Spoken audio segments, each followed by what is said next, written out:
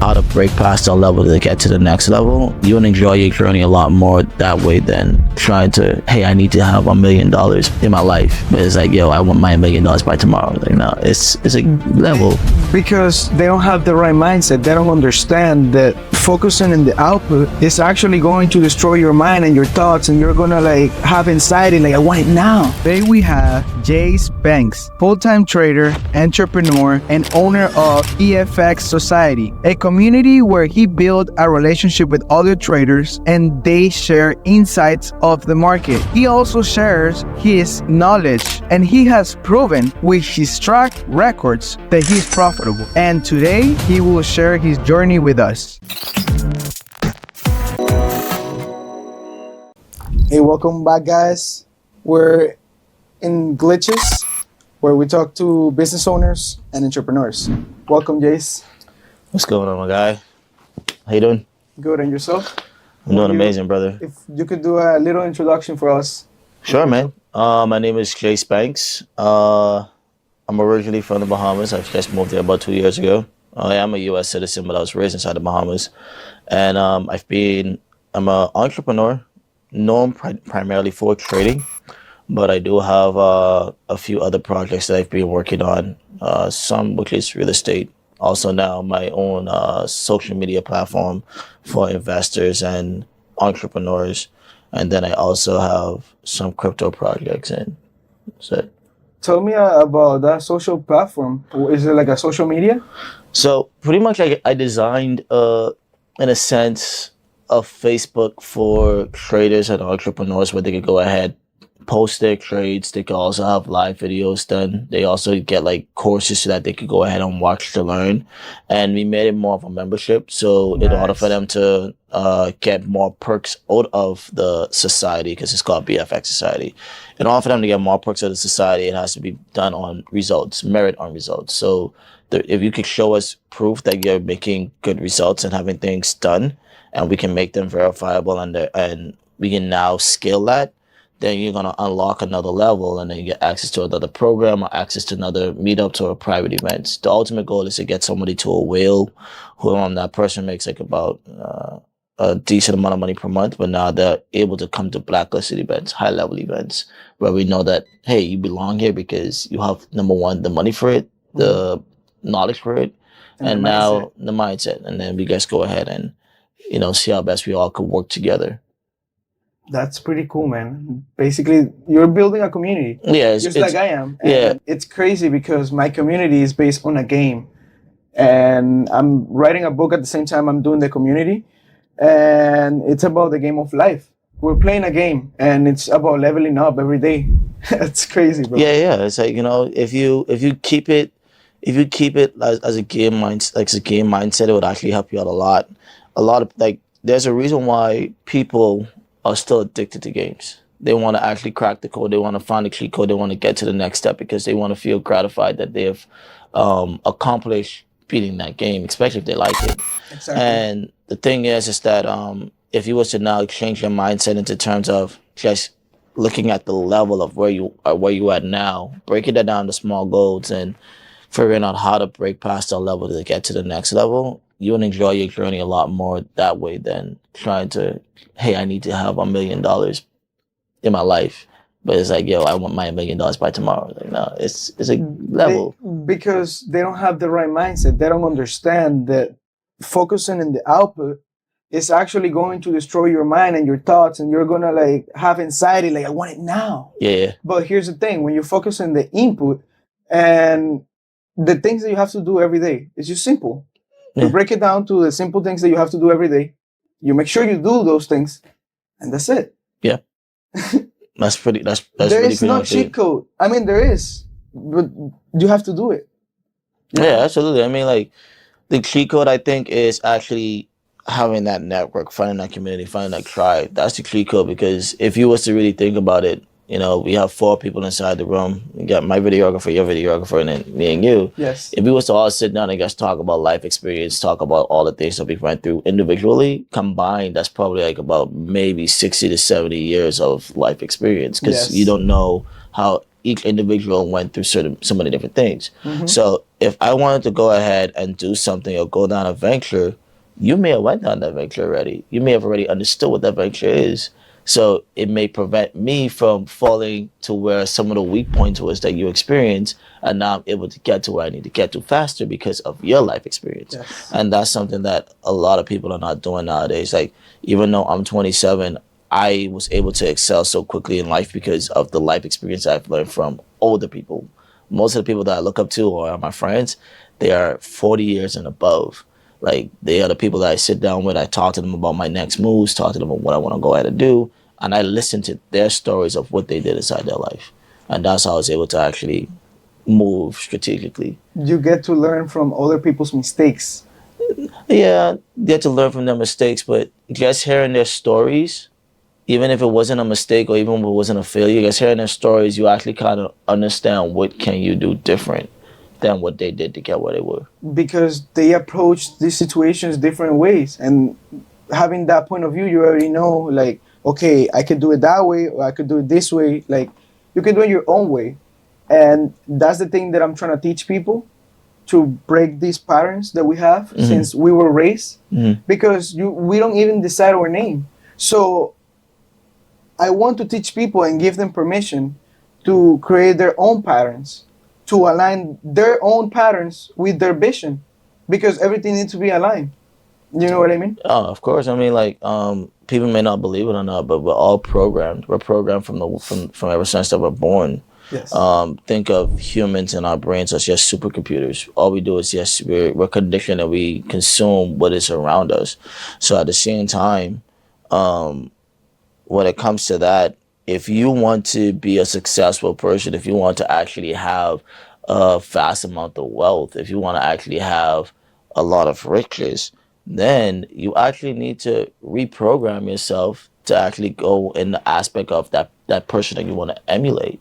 There's a reason why you will see that most successful people have few similar core traits, and that's because they're programmed pretty much the same.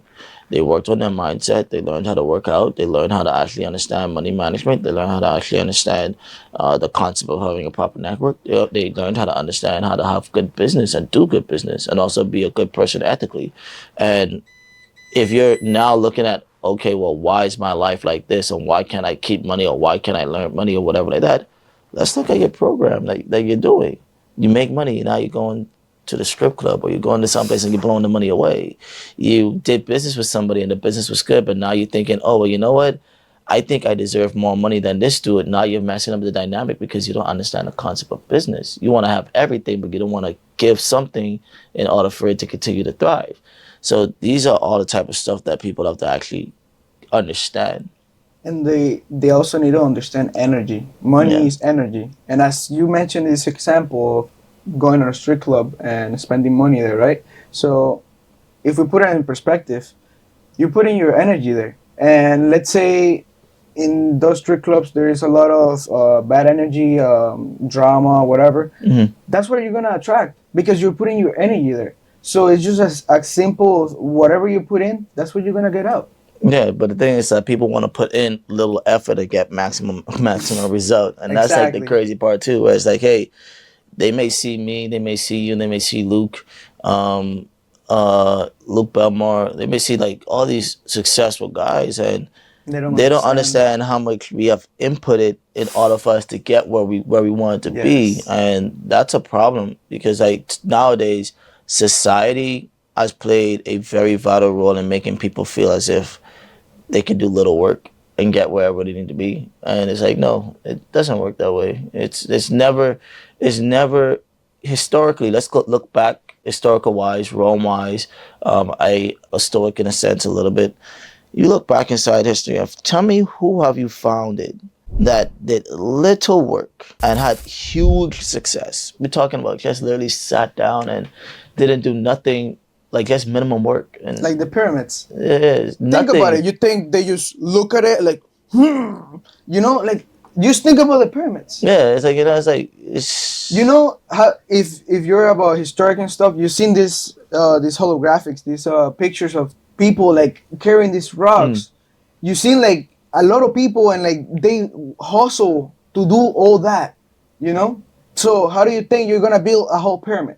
How do you think you're gonna build your own empire if And you don't even like? that's the thing too, where it's like, it was just like one organism that went ahead and helped build that pyramid, because the person who had to make the design, he had to put a lot into work into mentally, and also even probably ground wise. Hey, how can I build this without this actually breaking? How can I build this where this actually lasts for a long time? How do we actually place these blocks? What size blocks are we supposed to be using? Like, these are all the type of things that goes into every single part of it. So of course you might be like, oh well, hey, the hardest working person was the people that was actually, building, was like, carrying the rocks. Not necessarily. Why? Because, okay, cool, you had to get someone to actually make the design. Then you had to add someone to find it, to actually source the rocks. Then you had to go ahead and actually have the person cut the rocks into squares. And then after that, then you had to actually lift those rocks after they're cut down, probably put them on a trolley, and then carry them up and start building them up. So, And who knows if they have that trolley at that or time? not. So it's like, in any event, you can't really say who is the hardest working or not. The thing is that they all work together to get the job done, and they were not. Exactly. They were not. At that point in time, I don't know. I was not there, but I would highly doubt that. You may have one or two that probably complain, but they knew that, hey, we have to get the job done. We're not caring like, oh, he's sitting on his ass and not doing nothing, so I'm mad that he's sitting on his ass. No, everybody had their job, and everybody need to go ahead and do their job. Everybody has a role to play. There is a thing the system have implemented into your mind, and there is that when somebody's helping you, it's called cheating. And it's crazy because actually in a team is when you can brainstorm and combine energies to make stuff work. Like this, like everybody means to be in a place for make something work. Yeah, and the thing is that that's just the power of knowing where you're at and knowing your role. A lot of people like to overstep their roles. That's why you see a lot of jobs don't actually work out the way they work out, because it's like, hey, everybody want to try and say, hey, I could do this job better than this person, and that's fine and all. You are entitled to your opinion. There's nothing wrong with that. But at the same time, make sure that you're doing your job. Once you do your job, you're out of the way, then that's fine. But like, make sure you get that done. Don't worry about what the other person is currently doing at that point in time. Yeah, everybody is in their own journey, and I mean, you can't be worrying about other people's lives. To be honest, you gotta have your small circle. That's what I think. Yeah, but I mean, even in regards to that, I will also add, in terms of that aspect too. A lot of people tend to be a little bit more selfish inside today's society too. They're all, it's in a sense like, okay, yeah, it's about what all I can benefit out of, or what's in it for me. But then at the same time, a lot of people don't give value to get value back. Like you said, it's energy. You got to give value in order for you to receive value, and that's something that I also think, as people, humans, traders, entrepreneurs, we want everything, but we're not willing to give up things or even provide something in order for us to get closer to our goal. So it's like, okay, I want everybody to help me, but what are you doing to help others? And that's something that I think is a weak link. Well, just think about we're in the United States, and like you need to pay for everything. So most of the people are materialistic, and yes, they're all about like I want, you know. But as you said, like if you learn this way of giving, bro, you sometimes you gotta give so much they feel like they own you, and you literally can build relationships with anybody like that, and that's how you build your team and build this empire of yours. Yeah, I mean, people could have that aspect of giving so much that they feel that they own you. In my opinion, I don't feel as if that's entirely true, because it all depends on what it is that you're actually doing. Now, if you're giving your last and doing everything to make sure that this person gets sorted out, or make sure this person gets to that goal, then of course, I mean, like, yo, you showing this person that you have you're fully obedient. That you fully, so whatever they tell you to do, you're gonna do it because you're giving. Now, my thing is that how I look at it from that perspective, it depends on the characteristic and the person. Now, yes, we're living inside a materialistic nation and also a capitalist nation where everything is capitalized. Yes. Everything costs something. Everything is a price. Like every single thing. So literally, in regards to that, like you have to now know how to maneuver properly. And we talked about it before we even started the pod. When we was like, hey, your name is not even yours, and or so. But I feel Let's as talk if, about yeah, we could talk about it, but like literally, I feel as if people don't understand the system or understand the life that they are in. because nobody teaches them. Like they, Of, it's not their well, of fault. course, It's of not their course, fault. of course, they're not going to teach you how to. If I created a game, right? Yeah. If I created a NBA 2K, whatever game, I'm the game creator. I'm gonna let you play the game, but you never seen the person who actually created the game come on and say, "Hey, this is how you're actually gonna beat the whole entire game." They're gonna tell you why they created the game and what the game was created for, but they're never gonna really do it because the essence of it is for you to find out. Now, to tell you this, the information is there. It's plain as day. We're living in a time where information is so easily accessible on the internet that you can actually find everything that you want. It's just that we've been programmed to be lazy people. We've been programmed not to read. We've been programmed to eat fast food. We've been programmed to be on TikTok all day. Literally think about it, 5 to 7 years ago, we used to be outside playing basketball, outside running up and down, this and that. But Getting some now, real dopamine. when is the last time someone has been outside? When is the last time someone has really ran?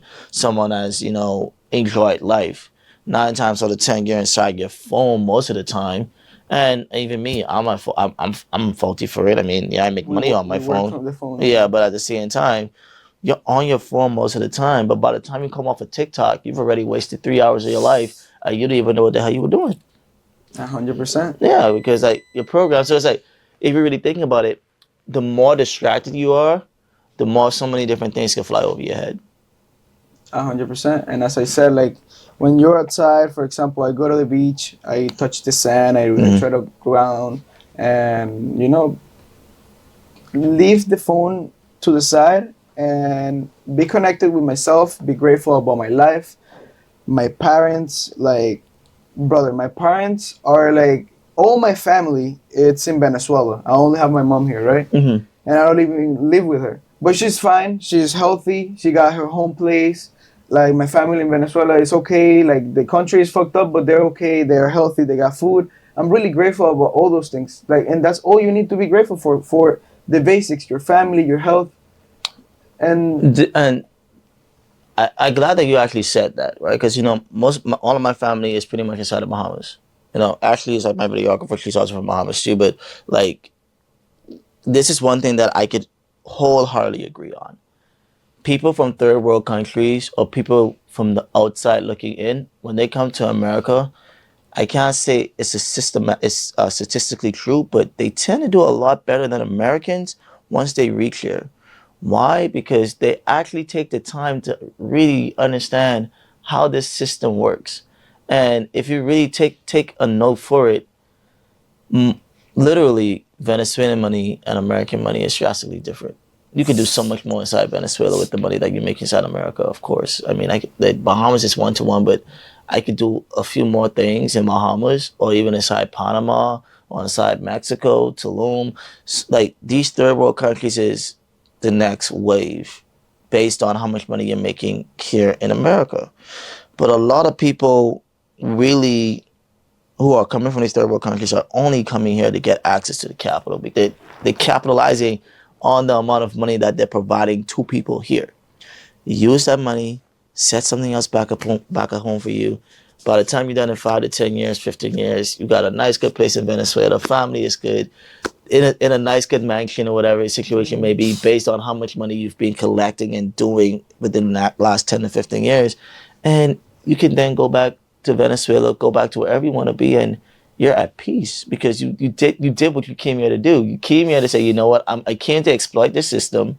I came to get credit. I came to get bank accounts. I came to get loans. I came to get everything. All I have to do now is pay a monthly fee back, or like you said, become a U.S. national and don't even pay credit at all. No, but it's crazy because I was just talking to my videographer about something is gonna happen in America at some point. Like there is war going on. Like there is things going on, and I know powerful people that they getting prepared for something. And now you just gave me an idea. Like, bro, for real. Like I just gotta be ready. If anything happens, I just like go to my country and I'm more safe there. With all the capital, all these resources that I have here in America.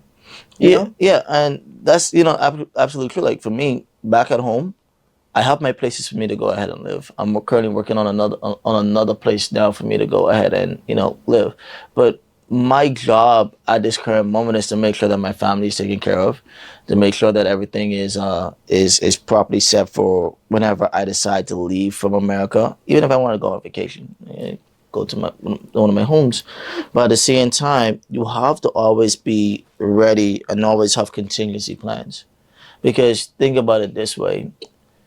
When COVID first came about and America was on lockdown, a lot of things went down during that time. You had the stimulus checks, you had this the PPP loans, you had so many different things happening inside America.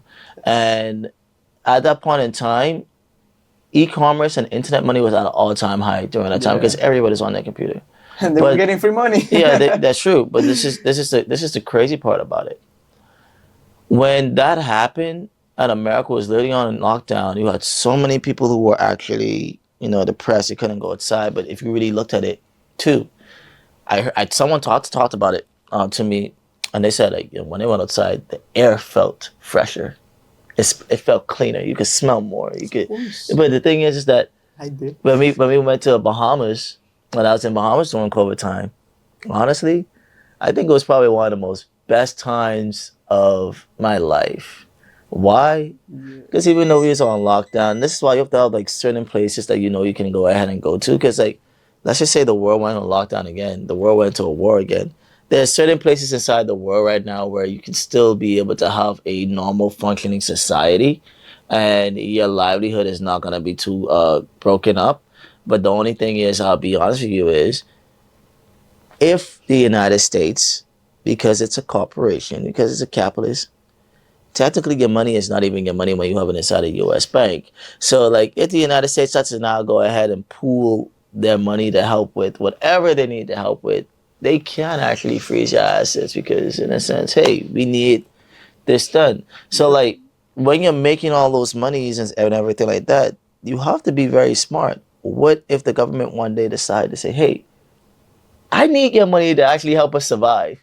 Technically, they don't, but that's what they're pitching to you. Hey, we need your money to survive. And they do own your money. Yeah. They own they own your name. Just think about it. If they own your name, they own your bank accounts, they own your real estate, they own everything. So that's why I was telling you, when you step up this status, you have to go through a process, as your friend told you. Like, you need to become a state national. That's what I'm up to right now. Bro, it's a lot of documents. You need to give out your citizenship. Like, I don't give a fuck about that. You know why? Because I don't want to be in the system. I'm good. You become a private citizen at the end of the day. Yeah. So like even for me, like that was like, one of my next steps that I actually wanted to go ahead and do eventually. Just keep my Bahamas and then private citizen and just operate from there. Yeah. And the goal is becoming a private bank. As your friend told you, you become a diplomatic, and then from there you need to open a lot of trust, bro.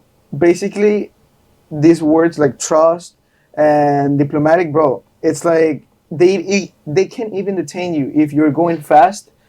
Police officer, they will see he your was telling me about it because like he was like, oh, he was driving on his car and he was like literally speeding on the highway. Yes. And the police officer had the siren on him and they was like really driving him down. When they look at the plate, and when they look at the plate, they drive around on the side and they start waving at him, and then they just drive Yeah, off bro, the because it's like places- nothing. There's nothing that they could do. No. So like he showed me the plates and he showed me his ID, but like he pretty much take those plates wherever you go. And then he's also telling me about how when you become a diplomat, they give you like this bag that you go inside the airport. They can't open that bag. Like they can't open it. They can't Bro, search it. They can't stop you. Like they can't do nothing. But you can carry anything you want. Yeah, and Anywhere. It's like, yeah, and it's like, yo, it's crazy. But then that's the thing where it's like, and then it made me really like try to really concept, and I did a little bit of research, but I'm doing more research. It made me try to understand now just how powerful the United Nations is, because now it's saying that, hey, they said that the U.S. is the most powerful country inside the world, but if the U.S. is the most powerful country inside the world, and the United Nations in the U.S. you can't stop a U.S. A diplomat from the United Nations or anything like that. Guess who have the real power right now? United Nations. Yes. It may sound like it may not sound like it may not sound like crazy, because like, yo, United Nations, you mean those people who do all those Peace Corps and everything? Like, yeah, those guys are actually some of the most powerful people here. Yeah. Inside the world today. So you have to now know who is holding the real power, regardless of wars, militaries, and stuff like that. And then, after you finish the United Nations, then you gotta figure out, hey, who is even more powerful than the United Nations? So it's like so many different, The Vatican. yeah, so many different levels on Yeah. who is the most powerful in the world, and how do you actually get that power, or how do you actually obtain that power? A lot of people may not actually look into it or try to find it so much, but like, you got to know exactly where you are. Yes. When you know exactly where you are, then you're able to move properly and meet the right people. Yeah, because you need to know yourself. You need to love yourself. You need to get into this frequency where you're always all-time high, and you're attracting these people that is aligned to your vision, you know. So that's why I believe I can teach people, break these patterns, and have their own to align their vision, because it's important. Every day you go out there and you're attracting stuff, and you don't even know what you want. So you need to know what you want. That's one thing. That's one thing that I found it very fascinating. I met somebody recently, and I sat down with him, and I was like, "Hey, a good wife." So I asked him again. It's like, for me, I like to act like I'm a kid. What I mean by act like a kid, when a kid asks you a question, there's always a why after the answer. Why that? Well, why this? Why that? And the thing is that kids are so innocent. They're just trying to consume, and they're just trying to understand why. Like, why this answer? Why that answer? So I act like a kid in a moment. It's like, okay, well, why do you want that? What does that actually look like to you? How are you going to actually get there? What does it mean to have a good wife? What type of house do you want? Where do you want the house?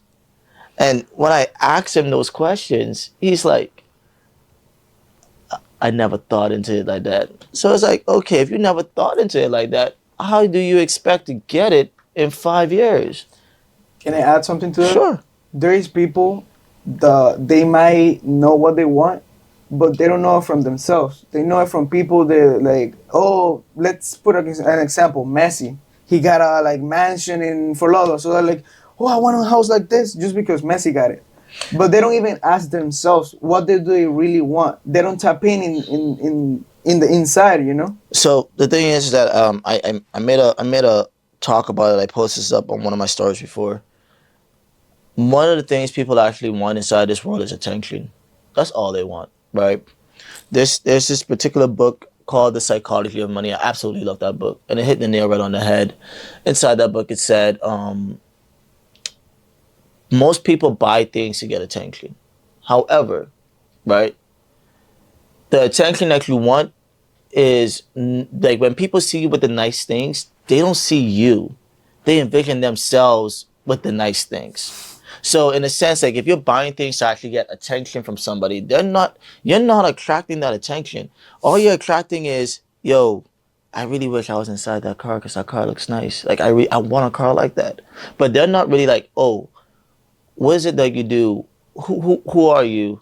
Or so. And once I read that, I came to the understanding that if you were to just live your life the way that you feel fit for you and not trying to impress or get attention from somebody or so and all that, you're gonna meet a lot of people along the way. But don't buy a car thinking that, oh, now I'm driving a Corvette, a Lamborghini, and people and I want now people are finally gonna see me. You No, can't even because afford it. You just want to show it. yeah, but 9 times out of 10, people see a Lamborghini, they're not looking at you. They're looking at your car and be like, damn, I really wish I could drive that car. Exactly. Damn, I really wish I could have this, or damn, I really wish I could have that. So in essence, you're putting yourself in debt to get attention from somebody who does not care about you, Yes. who does not know anything about you, who does not give a damn if you're alive, dead, or whatever. And for what? It doesn't make any sense. And that's like humans want money, attention, and freedom. When you get the money, that's fine. To have freedom, you just need to be financially stabilized.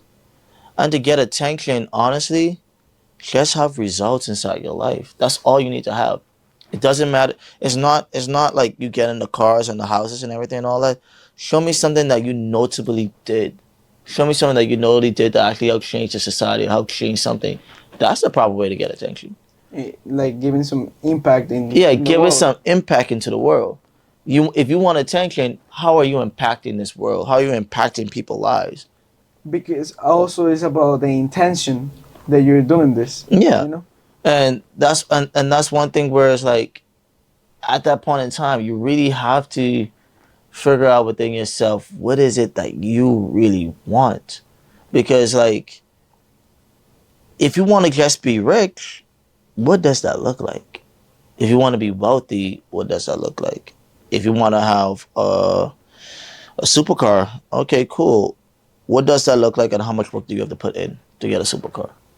Like, be practical with yourself. Be honest with yourself. And if you're not being honest with yourself and understanding exactly where you are, then all you're doing is just wasting your time. And I always tell myself now that, hey, I don't have time to waste. I cannot waste my time. Every day is a day that I have to go ahead and continue to go. And that's how you have to actually now operate. You saw how time is valuable, and it's even more valuable than money. It is. I mean, and that's something that I feel most people take for granted.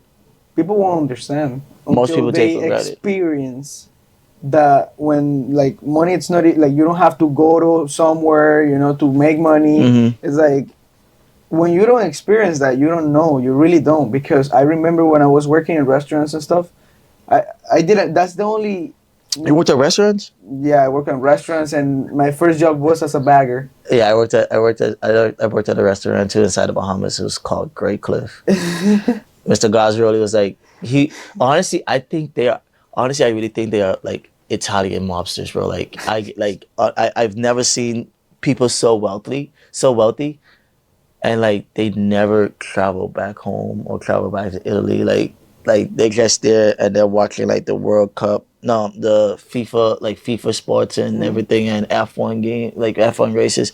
I'm like, yo, all this money you guys have, all this money you guys making, but you never once went back home, or why can't you guys go back home? I was always intrigued by that. They might not even be wealthy in that sense, you know. They might not even be living life how they should, because you need to be, as I said, you need to be grateful about like your parents and stuff. That's where you come from. Like at least like once a year, bro.